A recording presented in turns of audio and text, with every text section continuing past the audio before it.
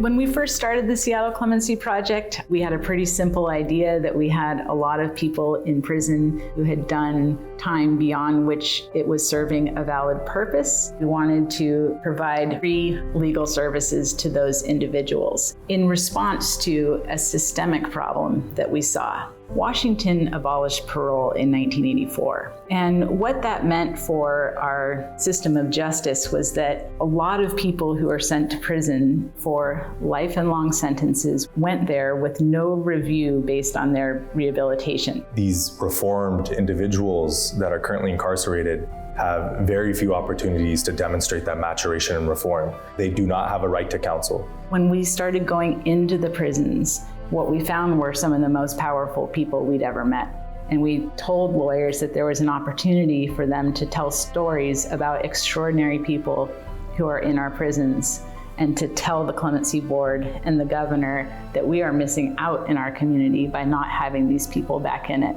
One of the things that I've really learned is just how critical our pro bono legal community is. Volunteering your time can mean that one more person has a just outcome. It can mean that one more person has an opportunity to earn their freedom. And volunteering your time does mean that you're going to be joining a community of talented professionals who are working to change our state's relationship with mass incarceration. Although Washington's population is only 3.5% African American, 28% of people who have received life and long sentences are Black. And so there's a racial disproportionality that has been part of our screening process as we identify people who are good candidates to be matched with lawyers. The Legal Foundation of Washington was one of the first foundations to fund us. Over the last 6 years, we've been able to match 235 people with volunteer lawyers, and we've generated over $9 million in free legal services. 82 people with life or long sentences have been released from prison. That's 1,141 years of incarceration saved. That's $44 million of incarceration costs saved. I've seen men and women who were teenagers when they went to prison, and coming to prison at 16 years old and being released at 50, it's a whole different world. And that's where we come in the reentry.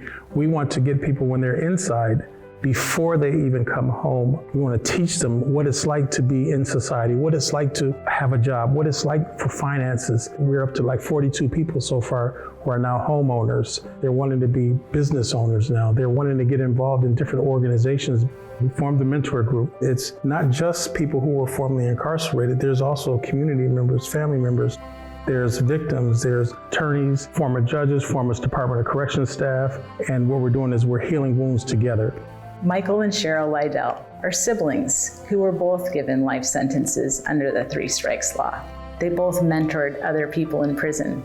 Fortunately, they both were granted early release, and now they're both out doing incredible things in the community. I didn't see my beloved brother for 41 years. You need to understand what a miracle looks like when you see it.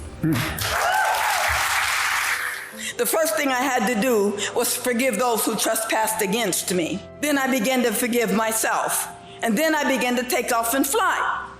Now, I did not go to college. I do not have a degree, but I am qualified to take somebody by their hand and lead them out of brokenness.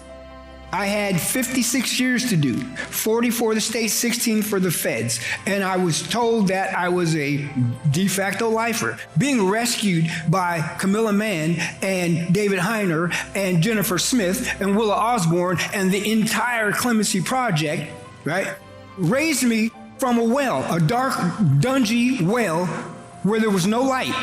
I want you guys to understand that those people in there need you like they need water to drink, like they need air to breathe, like they need family to love. That's what the Clemency Project has become to me, my family. One of the things about the Seattle Clemency Project, when I first came on board, I felt like I got a hug from everybody in the entire organization, and they've never stopped hugging me. And everyone that we've helped, touched in some sort of way, is receiving that same hug. We can change people, whether it's one victim at a time, one community at a time, one city at a time, but we can change this world.